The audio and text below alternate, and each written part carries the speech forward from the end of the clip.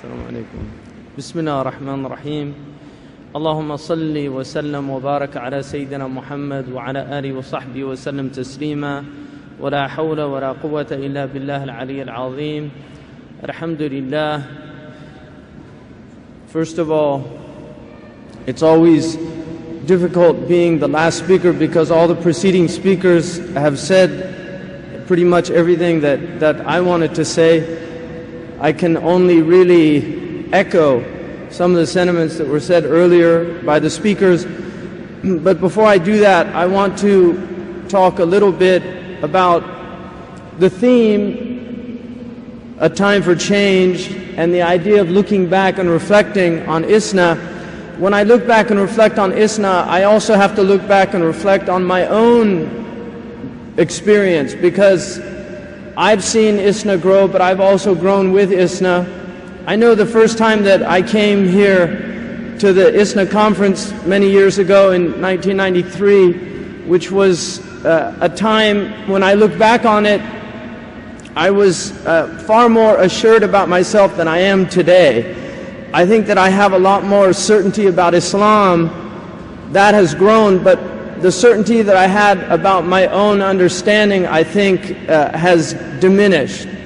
Islam has become a much vaster thing to me. It's become much bigger than I understood Islam when I first began speaking at ISNA.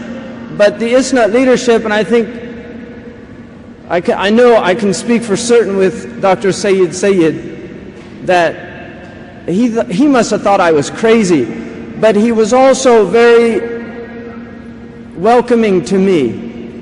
And I want to take one moment of remembrance of our dear brother Dr. Mahbub Khan, rahimahullah, who really was the reason why I ended up speaking at ISNA the first time that I did. Because he was somebody, and he said to me once, he said, I don't agree with a lot of what you say, but I know you're good for Islam in this country. And so even though he had his own reservations about some of my attitudes, which I think were probably justified at that time, but despite that, he was also very encouraging.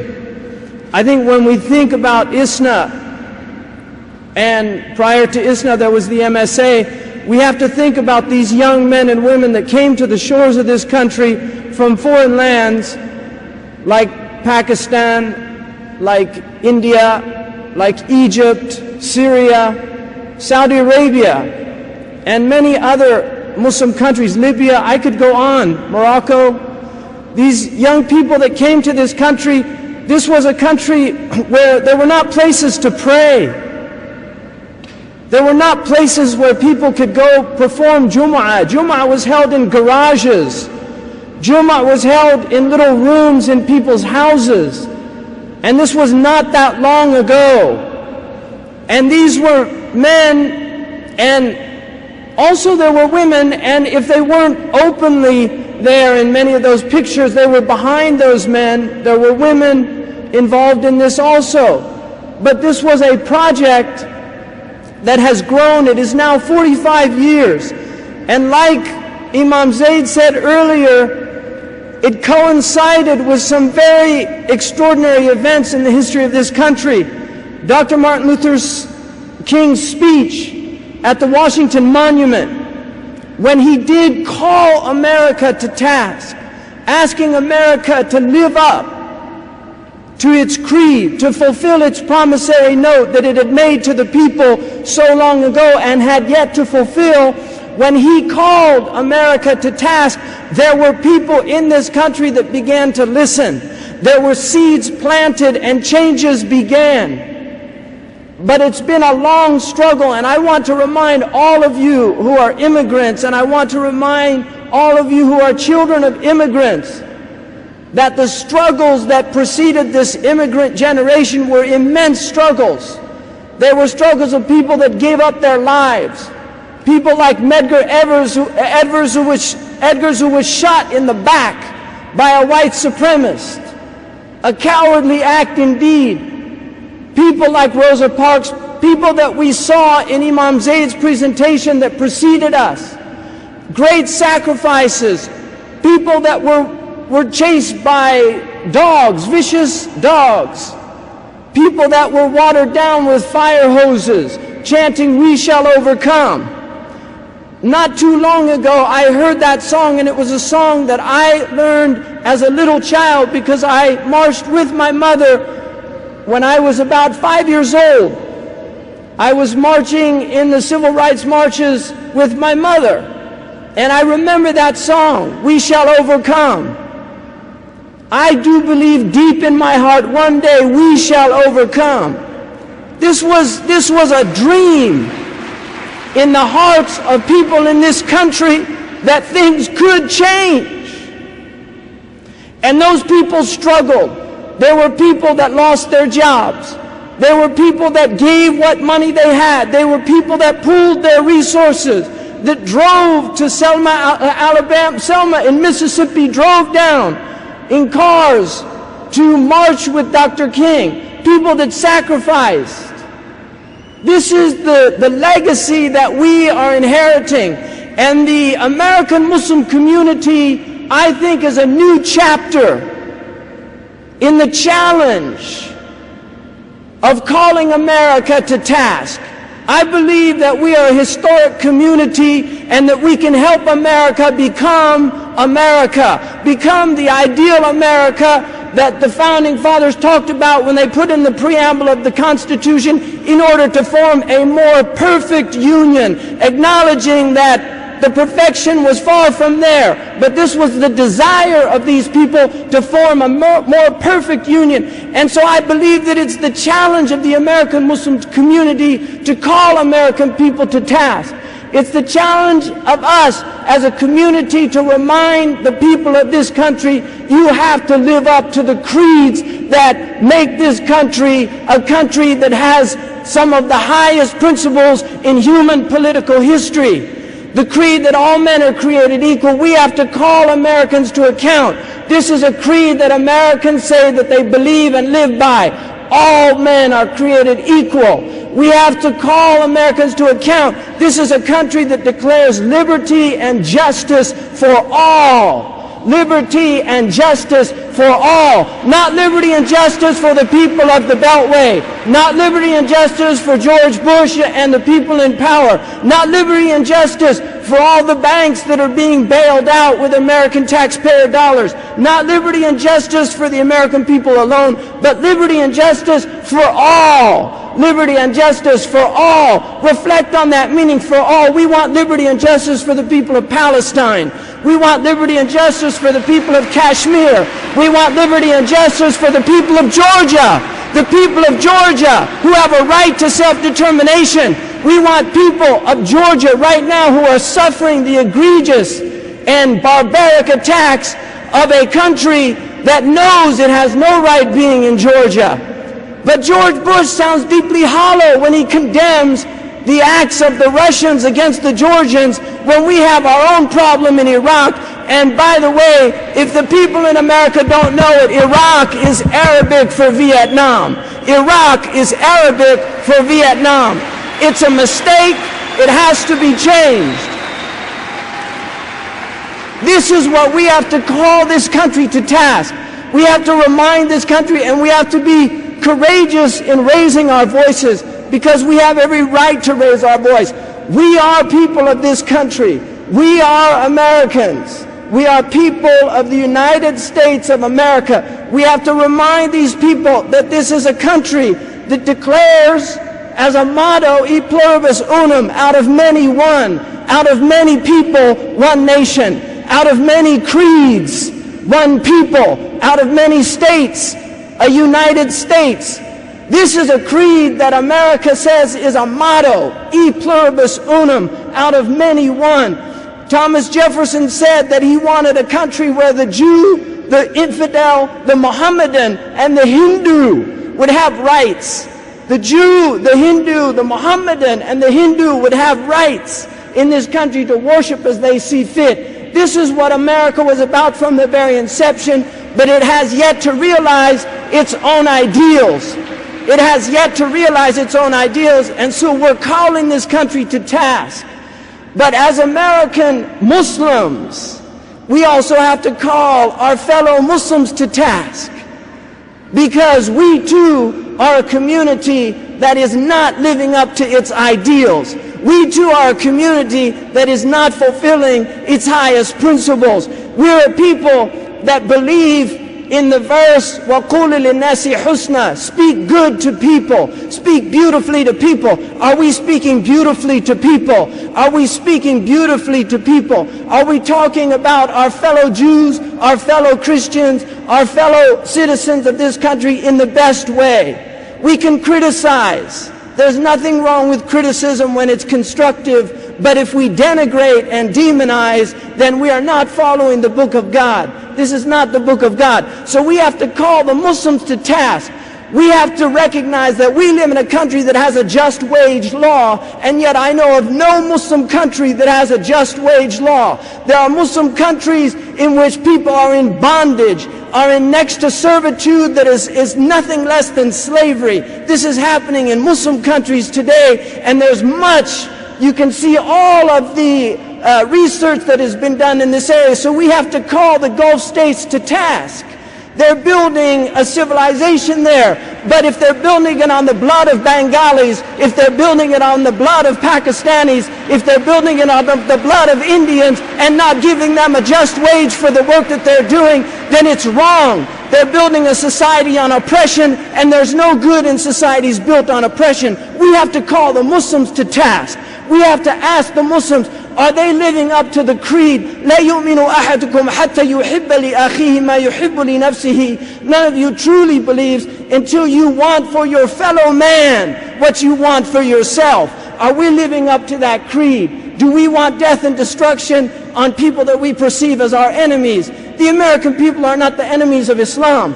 The American administration currently has gross injustices in the Muslim world, and we condemn them with all of our heart, just as many Americans who marched in the cold, who marched in rain and sleet and snow to say not in our name. We have to condemn those acts of the American administration, but also recognize that those acts are not necessarily representative of the American people. There are many good people in this country that are losing sleep over the people that are dying in places like Afghanistan, in places like Iraq. So we have to recognize that the American people and the American administration are two different things. Now that brings me to an important point. I personally believe that it is extremely important that Islam does not become democratic or Republican or libertarian or independent. Islam transcends political parties. Islam is not the party of Republicans. Islam is not the religion of Republicans. It's not the religion of Democrats. It's not the religion of independents or any other political group. It is the religion of God in our belief. And it is the religion that was offered as a gift to humanity. Republicans are welcome to it. Democrats are welcome to it. Barack Obama is welcome to it. So is Mr. McCain. And so is Sarah Palin, if I got her name right. They're all welcome to it, and if they don't want it, that's fine too, because we can live together. It's a big world. There's lots of room for everybody. Paradise is a big place. أرضها أرض السماوات والأرض. It's bigger than the heavens and the earth. There's plenty of room in paradise. I want everybody to get in there personally. I want everybody to get in there. I don't want a paradise like a private palace that I've reserved for myself. I want to see everybody in there. We have Muslims that think paradise is like a convention center. You block it up for yourself and no other group can come. We have Muslims that believe that. This group or that group, they have their convention center and they can't wait till the day of judgment to watch themselves go in, and everybody else says, for members only. For members only. That's not paradise in my understanding. So we have to recognize Islam cannot be a party religion. Muslims voted, many of the Muslims voted for the Republicans 8 years ago. And then were shocked by what happened. Welcome to American politics. Welcome to American politics. Some of you are learning. It takes a little time. We're on a learning curve. Politicians always make promises. That's why they're politicians. The ground of politics is compromise. The ground of religion is principle.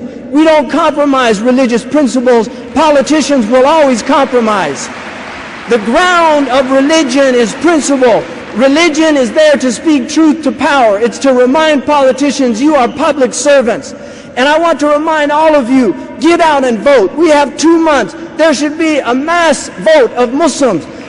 There was a time when I believed that voting was not permitted. There was a time, I know, that Imam Zayd and others. But our understanding of Islam has grown. Just like you, even at the early Imams, if you look at their opinions in the early part of their lives, they were not necessarily the same opinions at the end of their life. Imam Malik lived 91 years. His early opinions are not considered the normative opinions of his madhab because he himself was growing in his understanding and knowledge. Imam Shafi'i changed many of his positions when he went from Iraq to Egypt. And prior to that, he changed them when he moved to Iraq from Medina. The nature of human beings on earth is growth and change. We all change. But I believe that voting is not only necessary, I believe that we have an obligation to be part of the political process in this country. As a religious person in this country that has a voice that impacts people, I would not normally like to put my 2 cents in, to add my bean to the hill of beans that's already out there. But I feel that this election that is coming up is one of the most important elections in American political history. That's my personal belief. And because I believe that, I feel it's necessary to remind you of a couple of things. One, I believe that there were 2 candidates in this political election that I would have really wanted to see. I wish I could have brought them together and forced them into one political person. On the right, it was Ron Paul, because I believe that Ron Paul is a sincere politician who actually cares about the American people. I believe that his economic policies are the soundest economic policies that are being articulated in the modern American political scene. His economic policies are consistent with many of the principles and the economic understandings that Islamic scholars have articulated in their books. Unfortunately, Ron Paul did not have the popular support necessary, but he did gain a considerable number of people, and we have to recognize that. On the left, I believe that Dennis Kucinich was a sincere and true politician that actually cares about the American people. And I can say that Ron Paul on the right and Dennis Kucinich on the left, I wouldn't mind either one of them being the President of the United States. That's how much I trust integrity and sincerity. But unfortunately, neither of them are going to be the President of the United States. And now we're looking at 2 candidates. And I'm not speaking in the name of ISNA because ISNA has no political position. So ISNA can get up and do a disclaimer afterwards. ISNA has nothing to do with some of the speakers that get up and talk. But I want to say 4 years ago, I asked people not to vote for George Bush. And I'm glad that I did. And on the Yom Al-Qiyamah, I'm going to be proud of that request. And I hope that it's in my mizan of hasanat. I have never supported war. I do not believe in war in the modern world. I am totally against war. I am against war in all of its modern manifestations because all I see is human suffering when I see war. And therefore, I want the end to war. We forget John McCain is a military man. His father and his grandfather were military men. John McCain laments the restrictions that were placed on the bombing in Vietnam and believes that Vietnam would have been more successful had America had a freer hand at bombing a people that already lost almost 2 million of their people during the Vietnam War, beginning with the French aggressions against them and ending with the American aggressions against them. Vietnam is a blemish on the history of America, and we have many blemishes. We have our triumphs and we have our tragedies. Vietnam is a tragedy. No matter how hard some of these conservatives have tried to resurrect that period and give it some kind of positive spin. But Barack Obama is opposed to the war in Iraq. And for me, that is enough of a justification for preferring him over John McCain. Because the war in Iraq is one of the most unjust wars, in my estimation, in human history. There are over 1 million Iraqis dead. But I concur with my dear brother Imam Zayd that Afghanistan, which is Pushtun for Vietnam, Afghanistan, let me tell you something about Afghanistan. Nobody in the history of the world has ever entered Afghanistan and left it with their head held high. The Afghani people will go to the last man. The Afghani people will go to the last man. I've been told by ISNA that we can't let anybody endorse anybody for president, so I'm saying right now, all that stuff I just said before, cut it out of the tapes, and you can take what you want from it. So I take it all back and I apologize. Cut it from the tapes. You can, like, if I could do a, like on a cassette, you can reverse it. I can't do that. So I take it all back. Not what I said, but for ISNA's sake. So I'm not endorsing anybody on ISNA's platform, but I want to tell all of you, Afghanistan is a quagmire for anybody who's ever gone there. The Anglo-Mohammedan War of 1832 is a reminder to the British people of what happens when you go into Afghanistan. I feel deeply sorry for the Afghan people. Over 30 years of horrific warfare. But I also have great sympathy for these young Americans that are being sent into harm's way for no real just reason, and I want to see them brought home. I want to see these American troops brought home. Many of these young men and women that are serving are fine and decent people, and they join the American military in order to further their further their educations, in order to learn a trade, in order to learn an honest livelihood, but they have been put in harm's way, and I truly believe this, against any sound moral judgment. And that's why I want to see them come back. And finally, I want to remind you also that people died in order to vote. People were beaten into the ground in order to vote. Black people in this country used to be lynched for wanting to vote. So it's absolutely necessary for people to understand the historical reality of the vote. We need to vote, and we should vote our conscience, and that's why I'm telling you, I'm giving you my own belief, what my conscience is telling me. The other very important thing is that Guantanamo Bay needs to be shut down. I said this last year, but I reiterate it. Guantanamo Bay is a sin against the history of this country. Torture, there is no room in the American creed of human dignity for torture. There is no room. We condemn torture. Islam condemns torture. 1400 years ago, our Prophet said, the people that have the greatest chastisement on the day of judgment and in hell are the people who tortured people in this world. That is our Prophet sallallahu alaihi wasallam. We do not accept torture. I want to remind you also that Americans have no idea the power and the leverage that a man whose middle name is Hussein will have when negotiating with the Iranians. They haven't discovered that yet. Because the Americans will think they're chanting Obama. They're saying, Ya Hussein, Ya Hussein.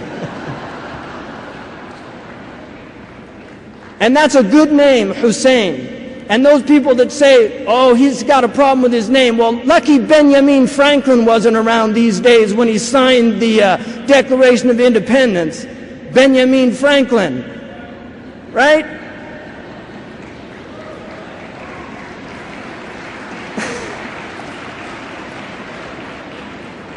Wallahi, and I say this from the bottom of my heart, we need to support this institution. ISNA is Zindabad Isna. And I want to say from the bottom of my heart, God bless the Pakistani American community, because in 45 years, this community has been the biggest support for Islam in the United States of America. And I say that with absolute conviction. The Pakistani American community has been the financial backbone of Islam in America. They have given far more and above any other community, and I say that with no denigration of the great contributions of the Arabs or the Indians or any other group, but the Pakistani Americans are people that we as Muslims should be proud of and compete with them. Jazakumullah khairan. Wassalamu alaikum wa rahmatullah.